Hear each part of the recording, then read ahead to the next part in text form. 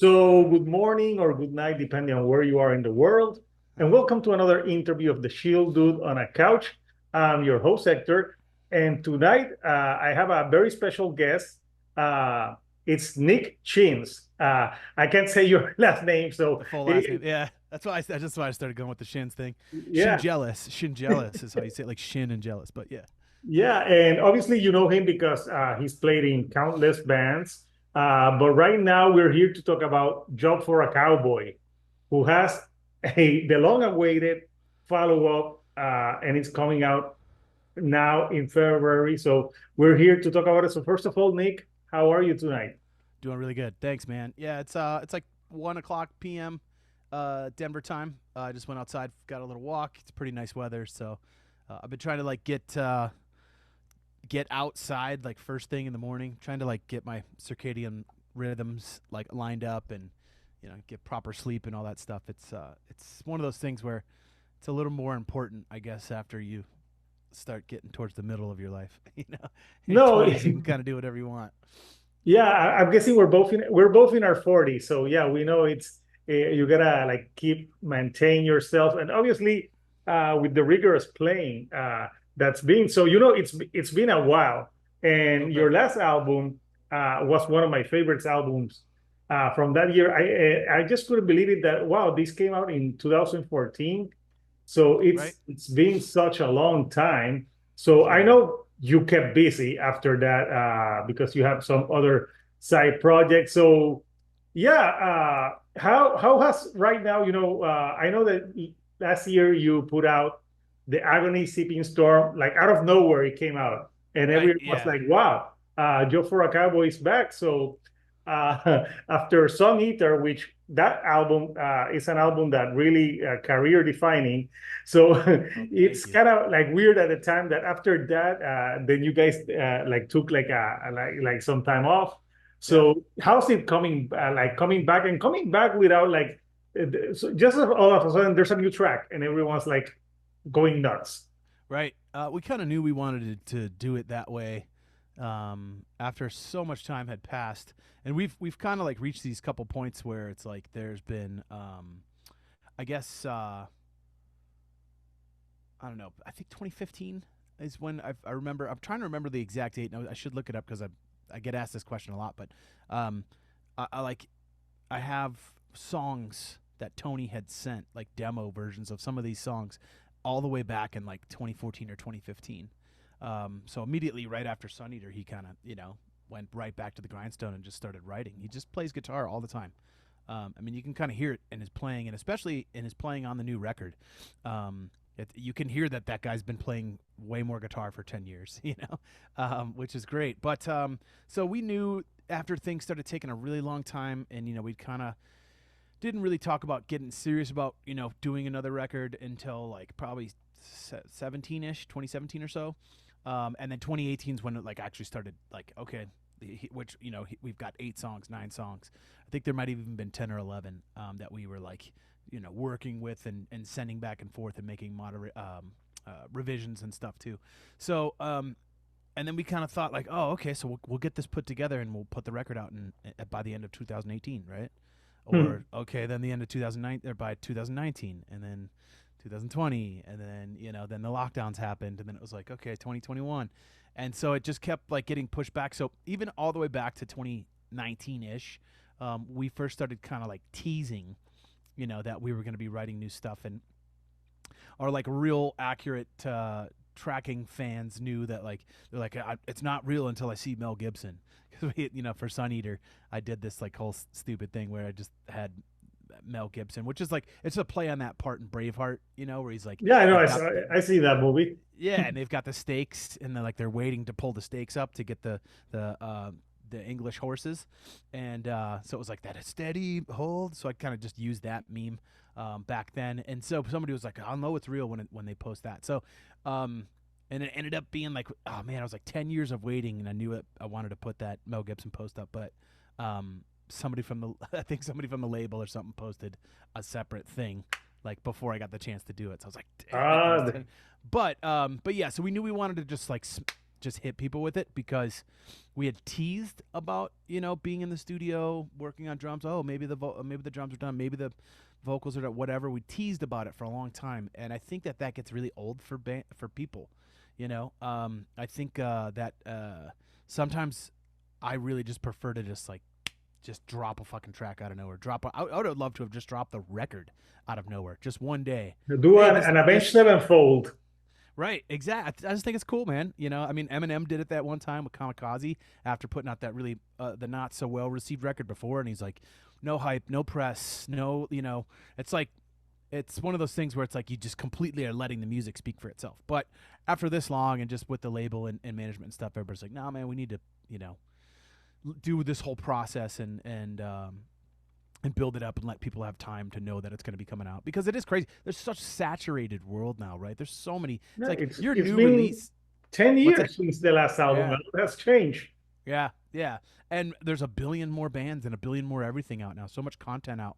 That's like your record's only really out and like new for like a week, Then it's like it's relegated to the past almost instantly, because it's just such a barrage of, like, a torrent of new music, new shows, new everything, that it's hard to like stick out. So I think like in some aspects you do have to do that promotion for a long time before something comes out, so that people will know it will come out. Because like even the third song, I saw the third song we dropped, and there's still a lot of people like in the comments like, what? Drop for Cowboy's got a new record? And it's like, dude, you missed the last two videos that have been like, you know what I mean? So it's like it's just how much information and content there is out there. So Yeah, I totally know what you agree. Plus, now you get people. I won't ask you that because there's people that ask you like, so when is the new record? You're just going to put this one out. You waited 10 years. of course, Uh, 2035. were you guys trying to challenge Tool and become like a meme? Well, we definitely had that. Like, obviously it's like anytime you take longer than 7 years or something, people are like, oh, who do you think you are, Tool? Yeah. Well, but at least you didn't name the record like 10,000 days, and then you had to wait like 10,000 days for the actual record. But right, in those years, you kept busy. You played in Havoc. Like I just remember the bass in Conformicide from you. That's cool. that's the thing I remember about that album. Like cool. the bass was so awesome. And you had that other band that you put out an album in 2020, and you put out one last year, Nuclear. I think it's Nuclear Power Assault.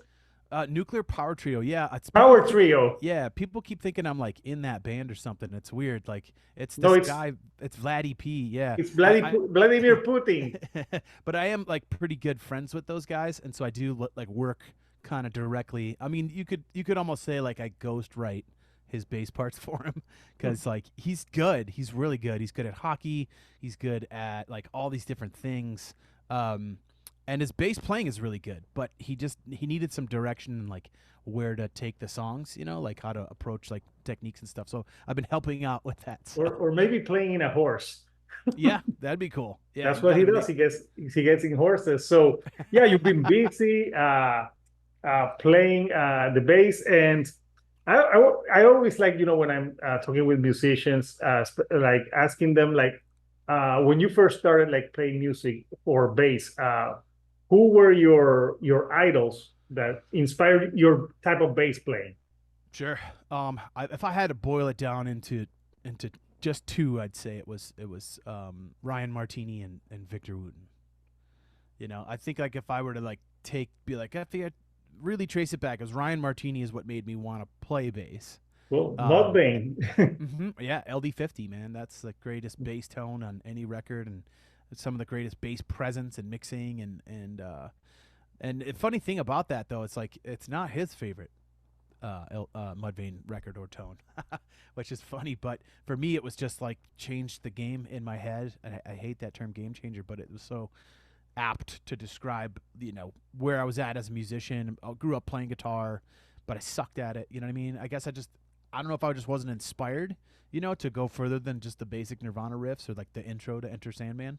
But when I picked up the bass after hearing that record, it was like the progression just started really fast for me. Like within 6 months, I was playing like, pretty fast three finger triplet playing, and cross string scale and stuff. And I was like, this is it just flows. And then I got into like Jaco Pastorius a little bit, but then from Jaco I found Victor Wooten, and then that was what really blew the doors off, because I'm like, Yeah. wow, this. I remember seeing the Jaco Pastorius movie. Oh yeah, that's Trujillo did that. Yeah, it's a great movie. Very, Yeah. very interesting. The guy was very talented, and I think very underrated. Like, not a lot of people like talk about him, of how good he was. Oh yeah. I mean, in the bass world, he's Michael Jordan. The Michael Jordan of bass. Yeah, in the bass world, like bass players that really, and especially like real cats, like real players. Not that anybody's not a real player, but you know what I'm saying. But yeah, outside the bass world, he's pretty unknown. I think Victor would be probably more well known outside the bass world, maybe just because the Bella Flex stuff, or just. I mean, I think Victor pushed things further, just as far as what's possible technique wise. And Jaco was the guy that broke the door down, though. Like, to really be like, hey, bass players used to be the ones standing in the back, and just kind of chilling out and being the cool guy that kind of holds the foundation down, but you don't get any acclaim or credit for doing so, which is kind of the purpose of a good foundation of a house, right? Like, nobody ever goes to a beautiful house or mansion or building and is like, oh my God, look at this foundation. It's just beautiful. It's so awesome. Like, nobody does that. But that house would not stand without that foundation. So I think that's kind of been the role traditionally of bass players. But Jaco was, I think, one of the first guys. I mean, there's Larry Graham and James Jamerson. You could go back and keep going back and tighten it up. But Jaco is the one, I think, that really kicked the biggest door down as far as like, hey, listen, like, I can, the bass can be the forefront of the melodic aspect of the music while still holding down the foundation, Yeah, no, awesome. And yeah, the bass playing on this new record, I think this new record it sounds like a continuation of your last one, because that was Sun Drifter. Now it's Moon Healer. I'm like, oh, that's interesting. And I was reading about like the concept in this record. There's a lot of themes about hallucinogenics, which I found, yeah, interesting. A little bit, yeah. Yeah. So I know you guys played in Puerto Rico years ago, and I missed that show. But you also tragically you also missed that show at that time. Yeah. What was the Yeah. story there? So we had set up. We were going to go down and play Puerto Rico, and it was, I had to fly into Boston first, meet up with the guys. I don't know if we might have have like one day a rehearsal, but I know it was like meet up there and then fly down to Puerto Rico and meet all of our girlfriends and wives. And I don't know if everybody was married at that point, but whatever. So I'm on the flight in Boston. I land in Boston. I get to Al's house, and I like pass out on the couch just because I didn't sleep the night before, and I wake up to all these texts that my girlfriend had been in an accident, and so yeah, so that fucking sucked. So I had to just immediately turn around and get on the first flight I could back, because it was like, a big serious accident, brain injury and reconstructive surgery and clavicle surgery and shoulder surgery and all this crazy stuff. So I was not able to make that show. So they just did it without bass. And then we've always said we're going to like make that show up, which would be awesome to do. We'll see if I can get these guys to commit to doing, more than a handful of shows a year, But I think we had such a good time at the Blue Ridge Rock Fest, despite, it kind of falling apart on the other days. Our day was really fun, and everybody in Job had such a good time playing again, that it was just kind of like old times. And so I'll bring that one up and be like, yeah, we got to make up that Puerto Rico show. Oh yeah, I think this was in 2014 or 2000, I can't remember. 2012, June 2012.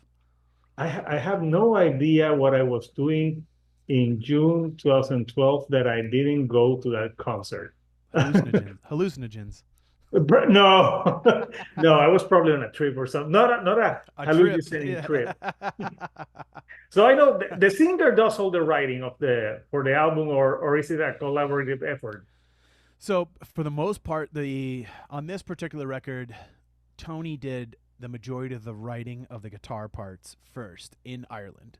because he moved to Ireland and became a doctor. So Oh that wow. right, yeah, that's a kind of a part of the story of why it's like this 10-year hiatus, right? It's like Johnny, got married, had kids, went to college, and he works like he's like a coder now for like does some major coding for some big IT company, and then Al like went into the correctional system, which was crazy, like as a CO, and then worked his way up that. And then Tony decided to go to medical school, and the program that he wanted to go to, there was a few in the United States, very very expensive, and there was a great program in Ireland that was less expensive and I guess just as good. So he moved to Ireland, and then he just graduated actually, I think in the last like 6 months. So That's cool. Can you imagine like if there's like a job for a Cowboy fan in the hospital and doesn't know. he's like, oh my God.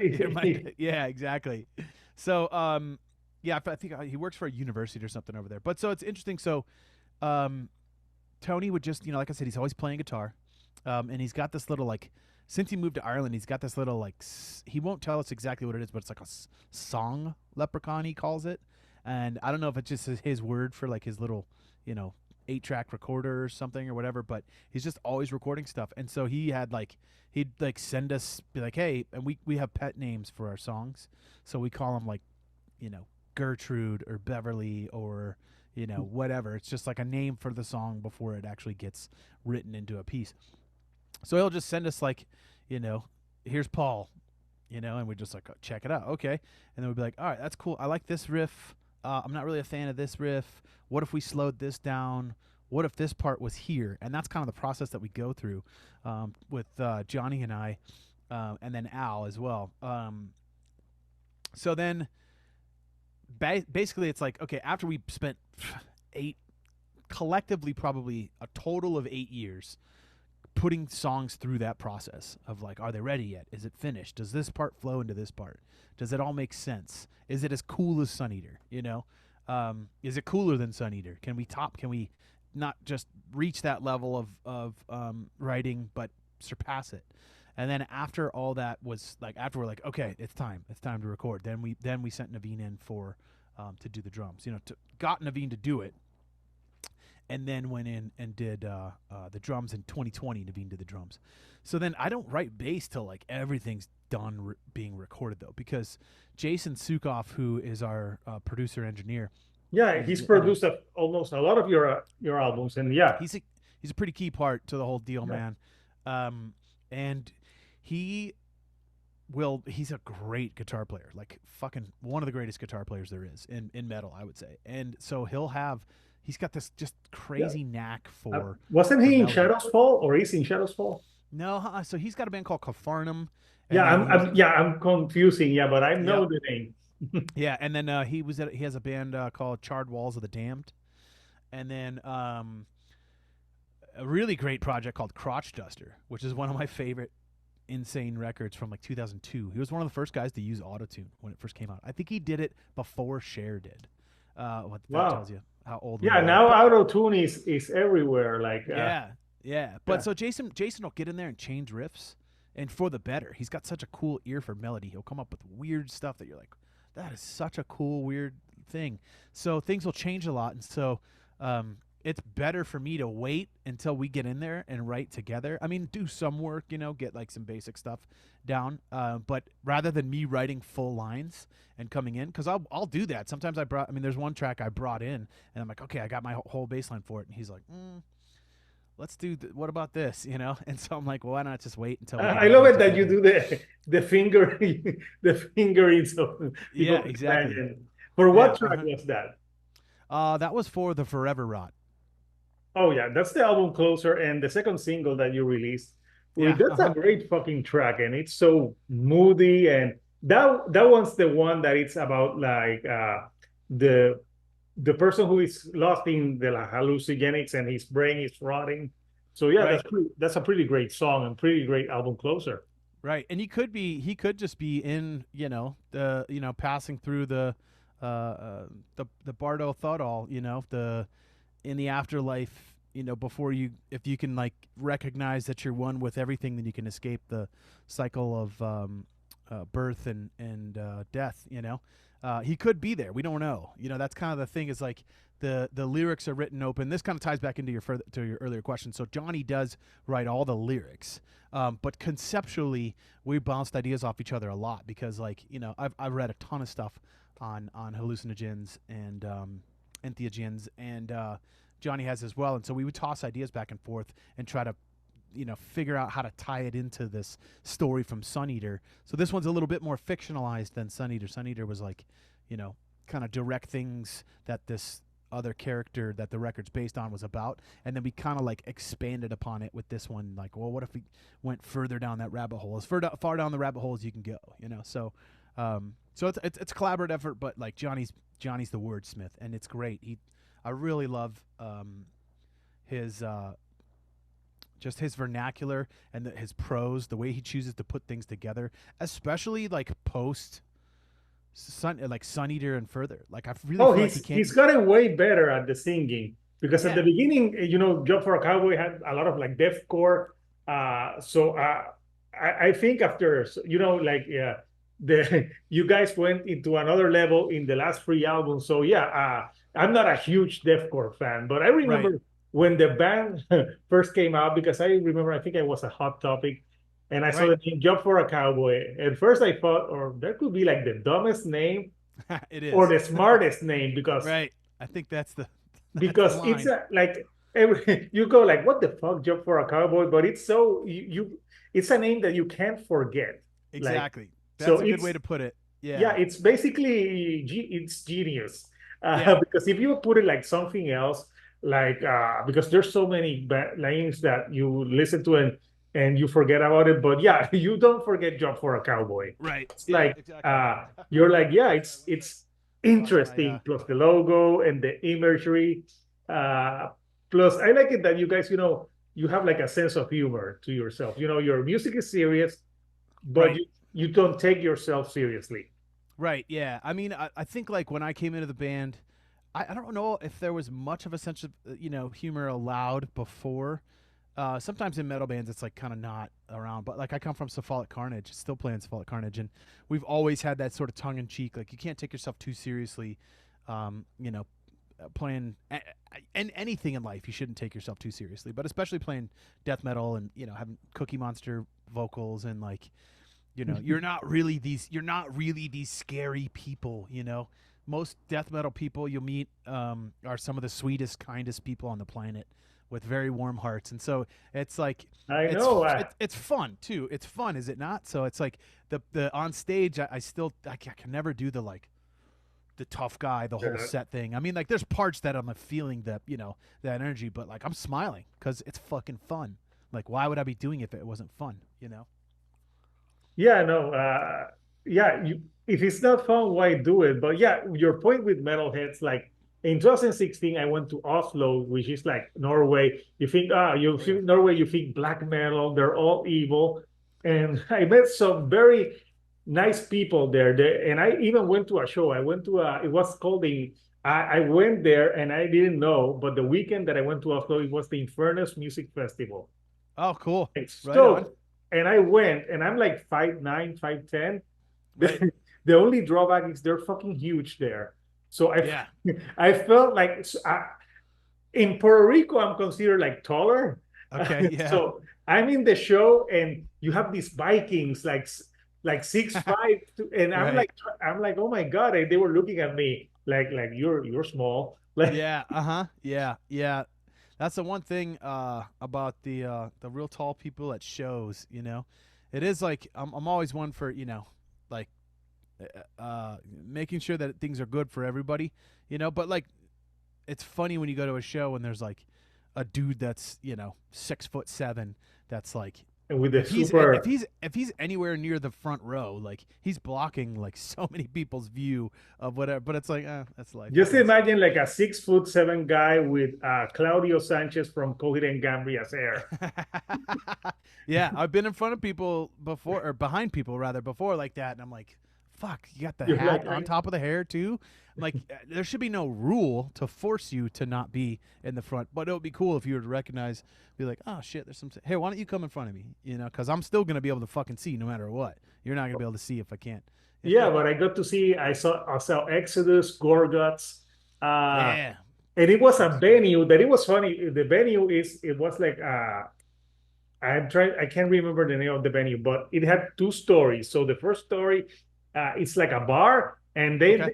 they had the black metal bands there, and I was like sitting down there, not realizing that there was another stair. I'm like thinking, when does Exodus or Gorgas play? And you're like, oh, they're And upstairs I there. asked the guy next to me, and he's like, "Oh, they play upstairs." I'm like, "There's an upstairs?" Ah, cool. I'm like, Yeah. and you go upstairs, and it's like huge, like venue, and it was like so bizarre because venues here in Puerto Rico where metal like play is like they're like tiny. Sure. Right. Yeah. Yeah. You got. I mean, I guess look at the scene over there and see where Europe's always had a great metal scene. Oh yeah. But South America has a really good metal scene too. It just kind of depends on the play because it just depends on the size of the band, really. I think. Yeah, Obviously. unless you're Godsmack. Right. Yeah. Exactly. Nobody in South America gave a shit about Yeah. Godsmack buying. Yep. Like, please come to our concert. I thought that was hilarious. But if you guys go, you're gonna fucking sell out. Ah, we'll see, man. Well, maybe we can open for Cold Smack, which is like the guys from have two of the guys from Coldplay and two of the guys from Godsmack, and they mash up Yeah, their I was. music Oh together. my God, you got me like thinking, what's that? What band is that? Cold Cold, Smack. Cold Smack, dude. You mash Coldplay and Godsmack. Yeah, that would be an interesting It'd be an type of. interesting T-shirt. It'd be an interesting T-shirt at the least. It would be an interesting T-shirt. Maybe that could be like a fun, like goofy Yeah. band. Oh yeah, yeah. I think I'm gonna have to start that. Cold Smack. Cold Smack, dude. Yeah, God play. Yeah. See, that actually is not a bad band name. No, actually, that one's pretty catchy. That sounds I like bet I a. bet you that band exists, but Cold Smack's not out yet. No, no, I don't think so. But you have to check. So yeah, there's some tracks on this new album that are just so amazing that I can't help but like I've listened to the album because we got the promo like a few weeks ago, and I've Right. been listening to it like nonstop. Oh, Uh, cool.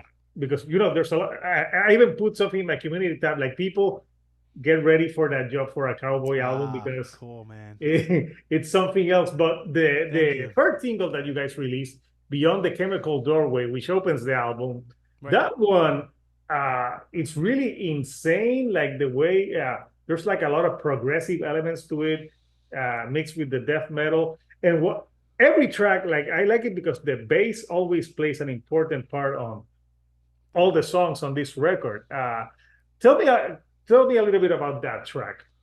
So Beyond the Chemical Doorway is the closest one. We almost put that out first. We were gonna like drop that first, but much like with Sun Eater, we were like we really wanted to showcase the different side, the more moody or different side, because like you're always gonna get that like kind of heavy, fast, crazy technical stuff is gonna find its way. It's just part of the job for a Cowboy sound. So since like that's always going to be there, we wanted to showcase some of the other sides. So, but Beyond the Chemical Doorway, I think was like closest tempo wise to Son of Naility, which is the most popular track off of Sun Eater, and so we wanted to make sure that that was in the singles, and it was like. It just kind of flowed together really, really, really quickly, and well, not quickly. It took 8 years, um, but like the the bass on Quickly that in one, 2 years. yeah, quickly in Tool time In Tool time, yeah. with Tim Taylor.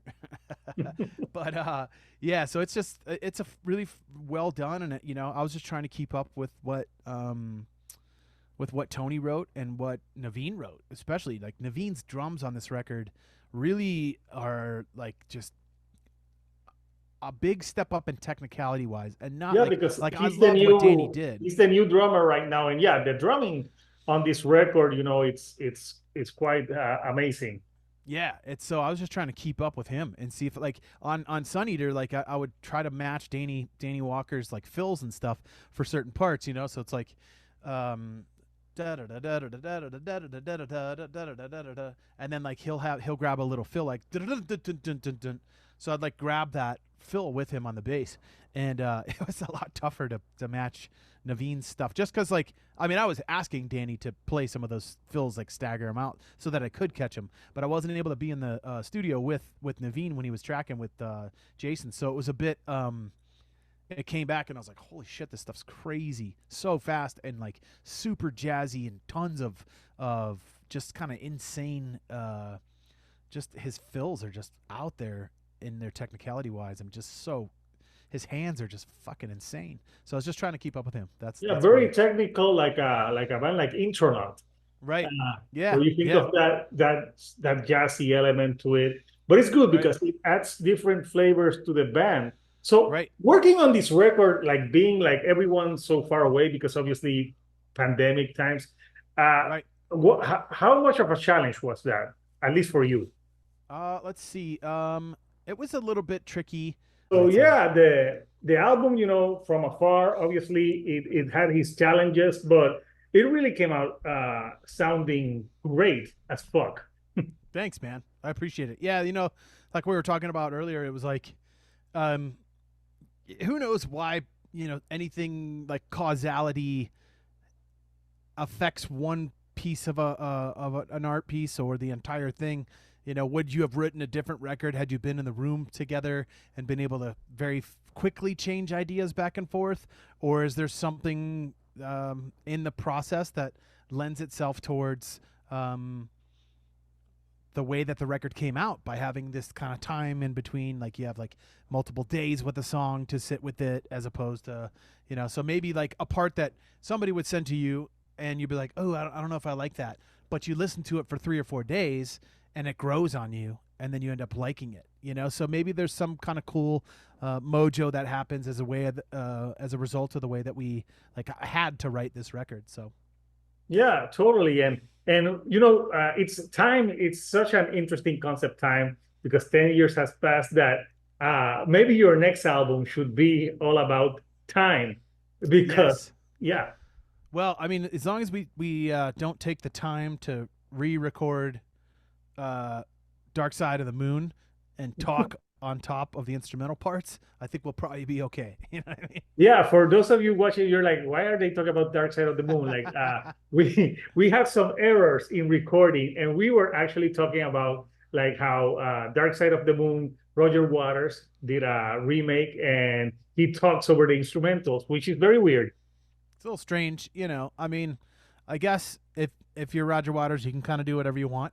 But I might not have talked on top of instrumental. You know what he's do is like one half you release it one half without it, and then you have like the other side, the bonus tracks where he does the commentary. I've heard that on lots of records, and that is cool. You're like, here's where he can kind of talk about what he thought about the part or whatever, but not on the like the main the main Yeah, reissue. I But know. I'm not gonna judge Roger Waters. He can do what he No, wants. You know what I no. mean? But just as long as you guys don't do what he did in a concert, where you Right. start like, so now we're gonna be reading of the making of Moon Healer, and everyone will be like, "What the fuck? Where are you reading?" So the Right. artwork Yeah. for this album is fucking amazing.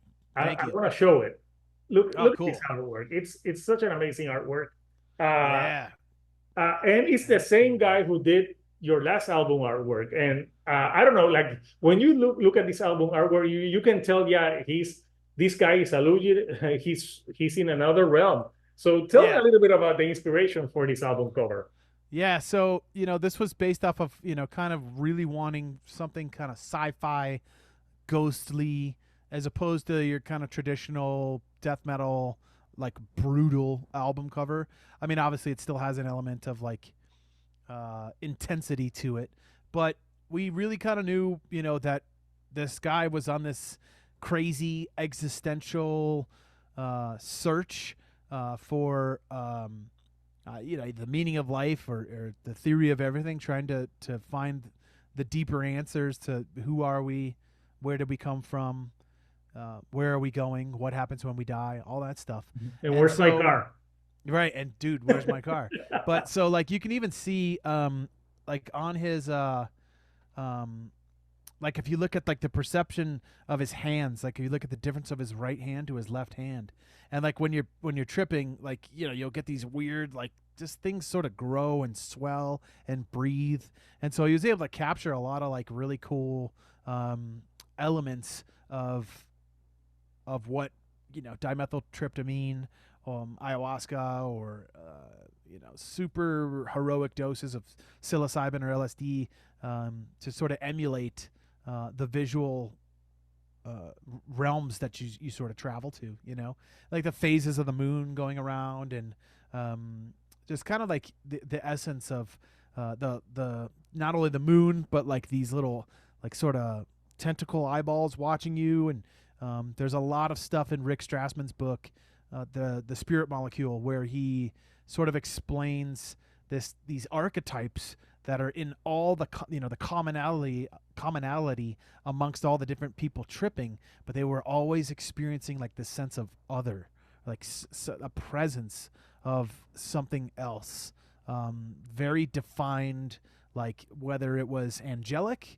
and for Christians and Catholics, a lot of times it would be, Mother Mary or Jesus, or Yeshua, or however you want to use the words, or it could be alien, a lot of times very like extraterrestrial, or just extra dimensional, but there's just a strong sense that there's something else there watching you.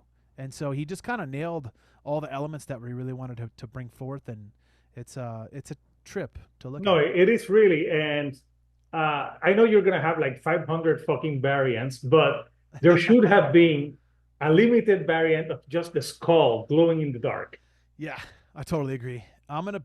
We're gonna, like I mentioned, the wax vessel and wax mage. You can go and look and see they make these really crazy variants. I think that would be super awesome to do, to put the moon skull on the vinyl looking at you. Maybe just the eyes glow or something, or maybe you could even put like an LED or something in the eyes that are kinetically charged, so when the record spins, the eyes light up. That'd be sweet. That sounds expensive as fuck, but also It's a $500 vinyl. it's a very limited edition. So Super limited. There's only one. so now you guys are obviously, hopefully you do some shows for this. But yeah, you should do like a sun eater, moon healer, like a show that you just play those two albums as a whole, because Yeah. they're really like brother and sister if you 100%. think about it. Yeah, I think that would be awesome. We've talked about it before, on our one show world tour of Sun Eater in 2016. We played Vancouver, BC. We played the Modified Ghost Fest, and I pushed really hard to try to let's just do Sun Eater in its entirety. This was almost 10 years ago. That was 8 years ago, and it's tough to get people to agree to do it, just because eventually somebody's like, that's a lot of work to learn every single one of the songs, have them all tight, etc., etc. But for the fans, I think that would be, as somebody who would really appreciate that of other bands that I like, where there's a concept record, I want to see it played in its entirety. And for the way that the band Unless it's the Astonishing by Dream Theater. Fuck no. oh, I don't want to listen to that I get it. played in Yeah, full. I I'll be mean, like that. like That's the thing. Is like these records are only like 30. I think like Sun Eater was maybe under 40 minutes. yeah, it's And like 41, 42 yeah, minutes. and Moon Healer's like 38 or 39. So I'm like, it's not that much music to do together. I would love to be able to do that. So that's I'll push for that whenever we Yeah. get everybody lined up for shows. And when you do the third concept album about time, Right. that Yes. would be interesting. And you heard it here first on the Shield Donacast. Yeah. That Maybe it'd be like Time Eater. yeah. So, But Johnny will want to change the last word though, for sure though. I like that though. Like, 'cause yeah, it could be like, dude, it'd be like sun and moon. You could do like time and space. that The sounds next like two. So it's the next two records. time and space. That sounds like a very good idea. And then you just do one show where you play like the best of all those albums. So Yeah, there you go. yeah, so Nick, Menzies. it's been great talking with you. Also, people subscribe to his YouTube channel. He does some great things Oh, and thank you.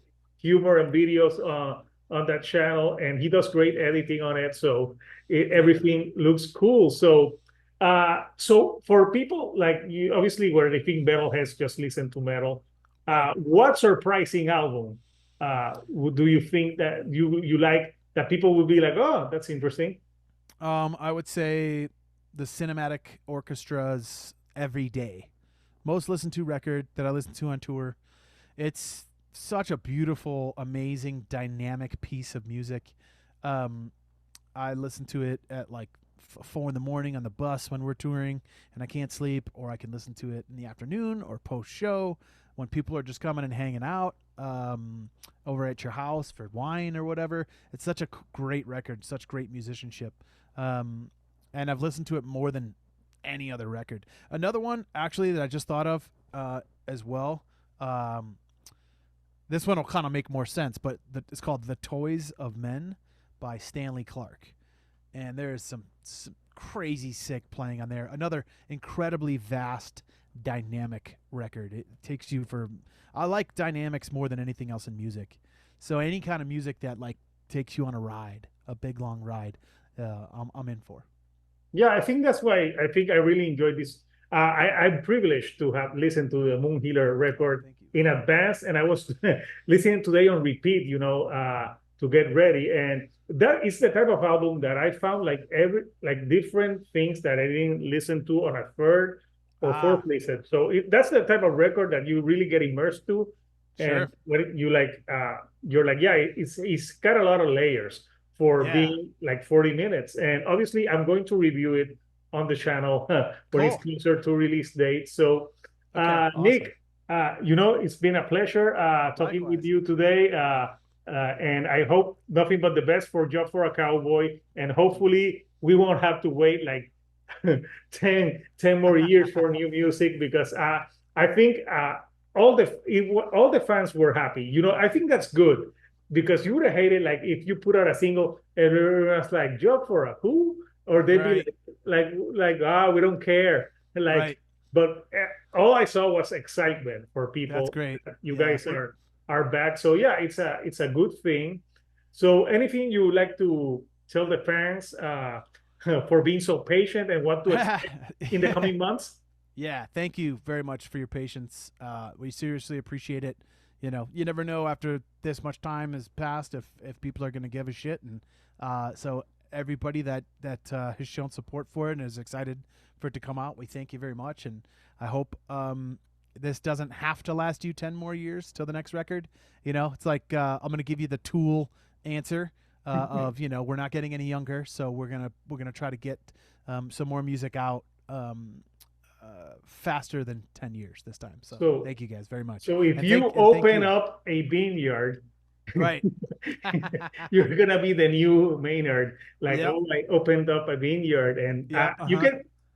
I got more ideas for you. You got a lot of ideas, man. Moon Healer wine. Yeah. All You right, we can need moon drink it moon and hallucinate. there you go. That's a fucking awesome idea. Yeah, or maybe some absinthe. The only Yeah, there you I, go. the only time I had absinthe was when I went to Paris, but I didn't hallucinate. So maybe I drank the shitty kind. Yeah, I mean, the wormwood content that they allow is like lower and lower. It's I've found like you can really only get the really higher percentage wormwood content in like Czech Republic. Oh, I So gotta go there. get your absinthe there. I gotta go there and have some and try to see what happens. So, Yeah, for sure, man. people, the new Job for a Cowboy out February 23rd on Metal Blade Records. I'm gonna put the link for people who want to pre-order that and get all the variants they want. And obviously, keep an eye out for probably more shows in the next month to come from Job for a Cowboy. So, Nick, thank you, my man. So Thank you, until brother. next time, people, this is Hector, the Shield Dude on a couch, and I'll see you all right here on the couch. Thank you and goodbye.